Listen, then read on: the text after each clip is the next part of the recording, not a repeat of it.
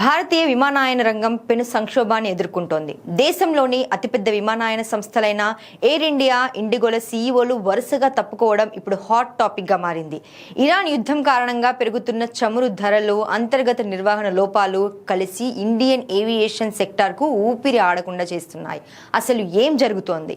Air India CEO Campbell Wilson అనూహ్య రాజీనామా ఇప్పుడు అందరినీ విస్మయానికి గురి చేస్తోంది. వాస్తవానికి ఆయన పదవీ కాలం 2027 వరకు ఉన్నప్పటికీ ఏడాది ముందే ఆయన తప్పుకోవాల్సి వచ్చింది. ఎయిర్ ఇండియా ఎదుర్కొంటున్న ఆర్థిక నిర్వహణ సంక్షోభమే ఆయన రాజీనామాకు కారణమని తెలుస్తోంది. 2026 ఆర్థిక సంవత్సరంలో ఎయిర్ ఇండియా ఏకంగా 20,000 కోట్ల నష్టాన్ని నమోదు చేసే అవకాశం ఉందని అంచనా. ఎయిర్ వర్తినెస్ సర్టిఫికెట్ లేకుండా 8 సార్లు విమానాలను నడపడం, ఎమర్జెన్సీ ఎక్విప్మెంట్ చెక్ చేయకపోవడం వంటి తీవ్ర విమర్శలను ఈ సంస్థ ఎదుర్కొంది.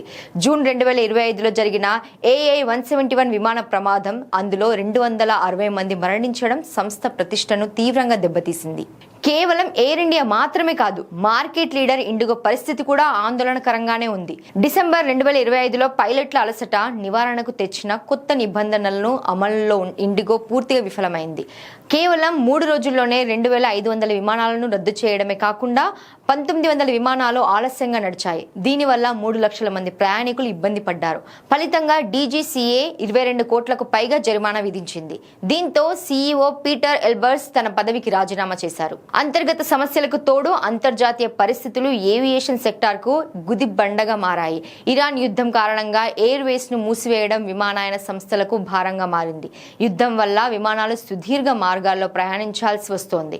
ఇది ఇంధన ఖర్చును, ప్రయాణ సమయాన్ని భారీగా పెంచేస్తుంది. క్రూడాయిల్ ధరలు ఆకాశాన్ని తాకడంతో ఏవియేషన్ టర్బైన్ ఫ్యూయల్ ATF ఖర్చులు తడిసి మోపెడవుతున్నాయి. దీనివల్ల టికెట్ ధరలు పెరిగి సామాన్యుడికి విమాన ప్రయాణం భారంగా మారుతోంది. మొత్తానికి భారత విమానయాన రంగం ఒక క్లిష్ట దశలో ఉంది. ఎయిర్ ఇండియాను లాభాల్లోకి తీసుకురావాలన్న టాటా గ్రూప్ లక్ష్యం ప్రస్తుతానికి సవాలుగానే కనిపిస్తోంది. కొత్తగా బాధ్యతలు తీసుకుపోయే నాయకత్వం ఈ సంక్షోభం నుండి సంస్థలను ఎలా గట్టెక్కిస్తుందో వేచి చూడాలి.